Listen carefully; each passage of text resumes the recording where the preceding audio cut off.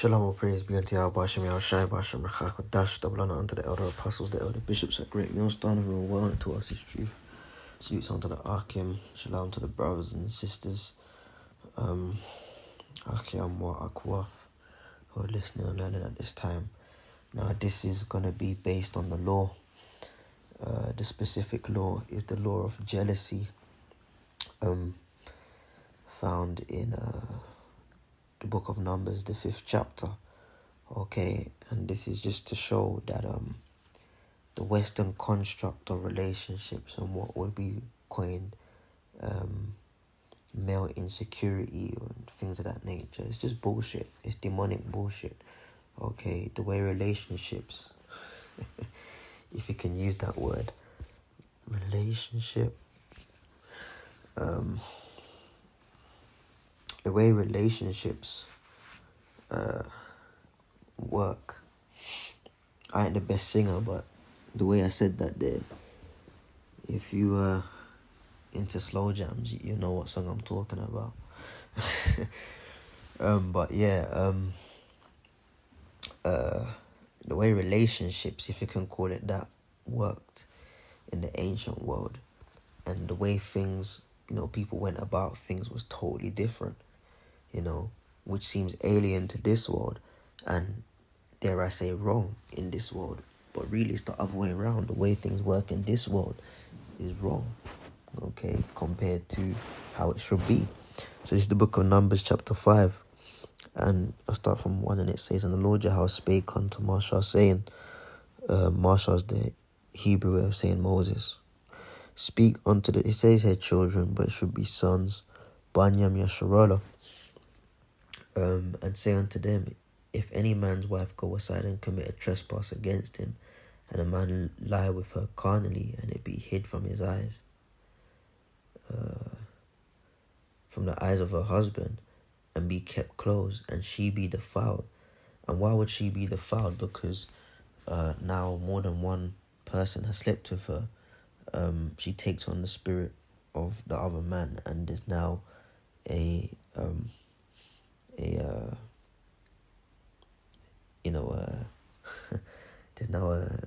there's now a corruption, like on the computer, the file is corrupted. Well, if woman takes more than one seed, more than one rod, the file's been corrupted, man. Let me see something. Syntax.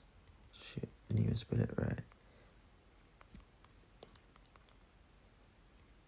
If you did maths, you type the wrong equation into the calculator, you get this message that comes up: syntax error or syntax error.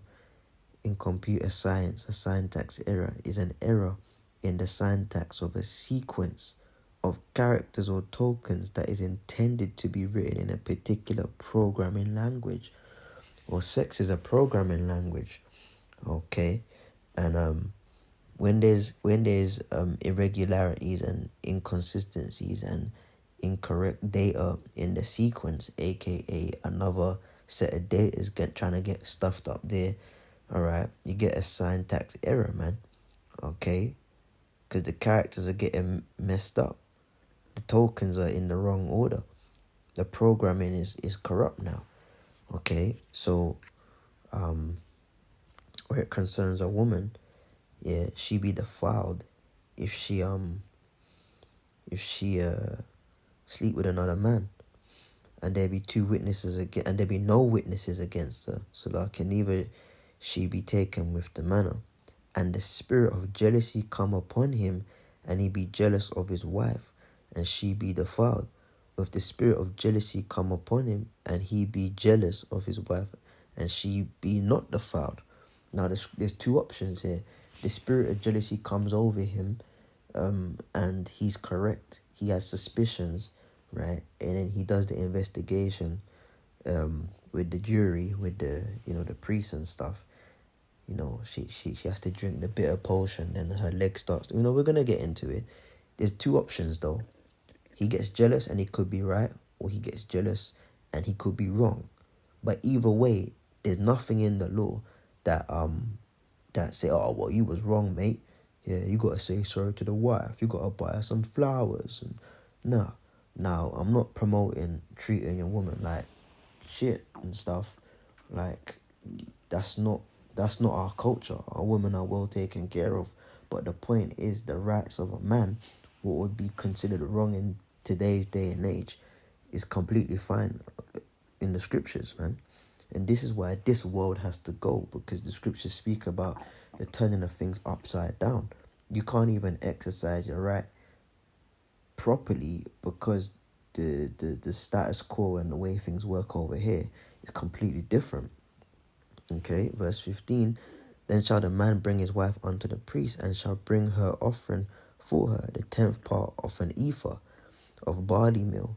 He shall pour no oil upon it, nor put frankincense thereon, for it is an offering of jealousy, an offering of memorial, bringing iniquity to remembrance. And so you get the word memorial, it means to remember, man. Okay, and it says, and the priest shall bring her near and set her before the Lord. Okay, and how is that done? Because she would be going before the priests, and the priests were the representatives of the Lord. Okay, because they were prophets also. You had the Urim and the Thummim, wanting to know answers, what's going to happen before it happens. They could consult the Lord through the holy vessels, man. Okay, and they would receive answers. So these were high men of the Lord, man.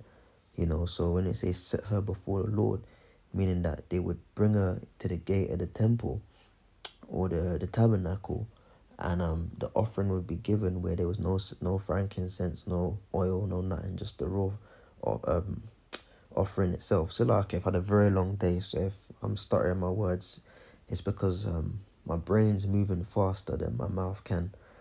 My thoughts are playing catch up to the flesh, or the flesh is playing catch up to the thoughts rather. Salakia. But that's what would happen, man. So she'd be, when it says before the setter, before the Lord, she'll be before the priest. Okay, and you have to understand, a woman don't go happily, yeah, in a case like this. This is now causing tension in the relationship. In today's day and age, they'll be saying, you're toxic masculinity, that's toxic.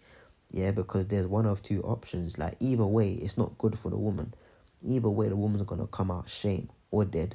Okay, because let's say she was found guilty, then, the repercussions for that. Yeah, and then let's say she was found not guilty. She's still going to be vexed at her husband for even thinking that, and for the spirit of jealousy. So either way, it's going to cause tension. There's no real good outcome for out of this where it concerns a woman, but the jealousy of the man has to be satisfied. Okay, either correct or incorrect. And it says, and the priest shall take holy water in an earthen vessel, and of the dust that is in the floor of the tabernacle, the priest shall take and put it into the water. And the priest shall set the woman before the Lord, and uncover the woman's head, and put the offering of memorial in her hands, which is the jealousy offering. You see, you read the Bible, and it's the Lord is way out there, man. You have a woman holding the offering, her head is uncovered. The priest takes dust from the tabernacle floor, mixes it with the water in the earthen vessel, probably like a clay pot or jar. Then he gives it to her to drink. Okay. And the priest shall have in his hand the bitter water that causeth the curse. And the priest shall charge her by an oath, and say unto the woman, if no man have lain with thee, and if thou hast not gone aside to uncleanness with another instead of thy husband, be thou free from the bitter water that causeth the curse. But if thou hast gone aside to another instead of thy husband, if thou hast be defiled, and some men have lain with thee beside thine husband, then the priest shall charge the woman with an oath of cursing. And the priest shall say unto the woman, the Lord Jehovah make thee a curse and an oath among thy people, when the Lord doth make thy thigh to rot and thy belly to swell. Okay, and again, this ain't no play low level thing. Like, if the woman was already a cheater, by now you'd see in her facial expression, like, she starts sweating, she start looking around and, oh shit, Okay, because to go before the priest of the Lord ain't something you just, hey, hi priest, how you doing, Bob? Like, it don't work like that, man. You go before the priest of the Lord, you gonna be shook, man. You know, you going through the ceremonies to find out if you're reckless or not. Gonna be shook, and the husband probably there vexed, himself anticipating, nervous. Did she do it? Did she not? The whole thing's intense, man. Okay, and it speaks about the rotting of the fire and the belly to swell. That would happen if she was found guilty when she drank the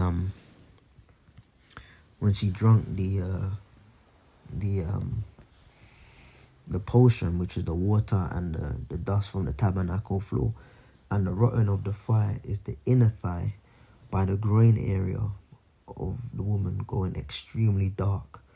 Okay, now we eat messed up food, so do our women.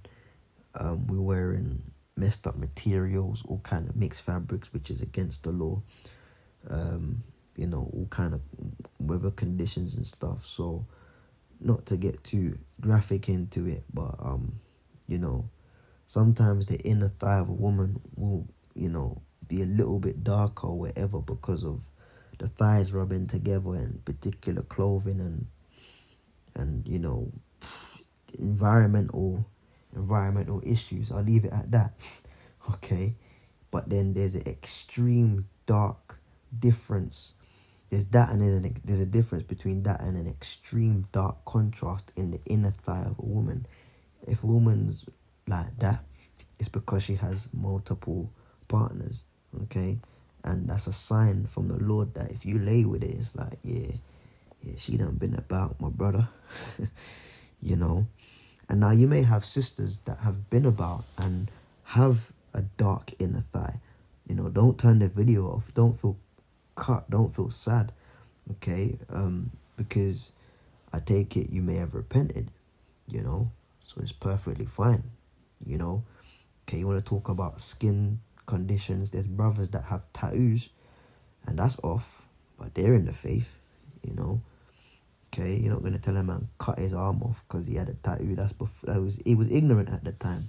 So if there's a sister that's been around and stuff, and you've come around now, don't feel cut by this. Okay, you just don't, man. Right? That's what I'll say on that, man. The scriptures speak about the harlots making it in, not calling you a harlot, but the scriptures speak about the harlots and prostitutes making it in before others, man. Alright? So it's nothing to get cut or emotional about. It's just a part of the law. Okay, and to this day, the rotting of the fire is something that occurs with women that get about. Yeah, and it says, and this water that causeth the curse shall go into thy bowels to make thy belly sore and thy thigh to rot. And the woman shall say, Aman, Aman, which means so be true, so be true. Meaning that if it never happened, it's because she never did it, so be true. And if it happened, it's because she did it, so be true. And the priest shall write these curses in a book, and he shall blot them out with the bitter water. And he shall cause the woman to drink the bitter water that causeth the curse. And the water that causeth the curse shall enter into her and become bitter. Then the priest shall take the jealousy offering out of the woman's hand, and shall wave the offering before the Lord, and offer it upon the altar. And the priest shall take a handful of the offering, even a memorial thereof, and burn it upon the altar. And afterwards shall cause the woman to drink the water. And when he hath made it to drink the water, it shall come to pass that if she be defiled and have done trespass against her husband, the water that causeth the curse to enter into her and become bitter, and her belly shall swell, and the thigh shall rot, and the woman shall be a curse among her people. And if the woman be not defiled, but be clean, then she shall be free, and shall conceive seed, meaning she shall go home and have sex with her husband. Now, do you think she's going to want to give it to him after he accused her? I think you may have done this, Okay, but that shows you the way relationships work back in the ancient world was completely different. Okay, there weren't no Twitter to go tweet your bullshit out. There weren't no Instagram to post photos, and there weren't no Facebook to, what did Facebook, we shut that shit down. Apostle Tahar gave the order to shut it down. But when we were on Facebook, beforehand, what's that thing? What's on your mind? and then you can type a little status bullshit and upload it for the world of Facebook to see. They ain't know what's on your mind in the ancient kingdom. They ain't no Twitter to tweet your little crap feelings. There ain't no Instagram to post no photos and videos. There ain't no TikTok. Ain't none of that, man. You go home and you conceive seed. Vex at your husband. What are you gonna do? That's your husband. You're married on to him. Okay? You know? Alright? The scriptures don't speak about no toxic masculinity. The scriptures don't speak about no male insecurity. The scripture gives a law. Okay, and one or two things can happen. Now, again, naturally, if the woman was proven innocent, the husband's gonna feel a bit bad. You know, he shame up his wife, he embarrass his wife, la di da di da. He'll probably try and make it up to her. Let's be real, okay? You know, let's just be real. As any man would do that, you know, you pop off at the woman, and it ain't even what you thought. And fair enough, you ain't gonna simp. But you ain't gonna be a stone cold piece of shit either. You're gonna try to sweet her up, baby. I'm sorry. You may hug her from the back and kiss her neck and be nice to her and shit, because hey, you know, you done fucked up as the man. But it is what it is. You had the spirit of jealousy come over you. Okay? You know. But it is what it is. Okay? In this world, that he accused me of cheating, I'm done with him. Or you got the other extreme. If he keeps saying I'm cheating, then I'm gonna go and cheat. Oh yeah, okay. Look how far the world has come, man. This is the verse 29. This is the law of jealousies, when a wife goeth aside to another instead of her husband and is defiled, or when the spirit of jealousy cometh upon him, and he be jealous over his wife, and shall set the woman before the Lord, and the priest shall execute upon her all the law. Then shall the man be guiltless from iniquity, and this woman shall bear her iniquity. Yeah? So, like I said, it's one of two options. Now, if the woman's right and she didn't do anything, there's no reward for her. And if the man's wrong and his spirit of jealousy was incorrect, there's no punishment for it. Okay? The only punishment is if she's found guilty. Okay? And she be defiled because she laid with another man. You know, so it just goes to show that, you know, whilst relationships are an emotional thing, even within relationships, man, there's a side to it that it is what it is. There's no emotion to it, man. I think you done this. Let's go find out. You know, and like I said, let's be realistic. There's gonna be tension in the relationship, but he can't put her away for no reason. Okay, you know, if she was found innocent, man, you know. And he had every right to feel that way if she was guilty, and he would have been justified in it, man. You know, so there's no punishment either way, you know.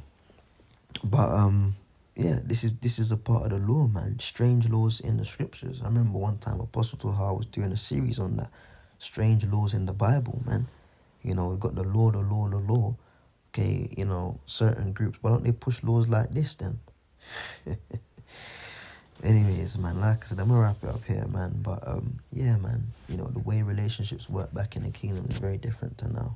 Shalom.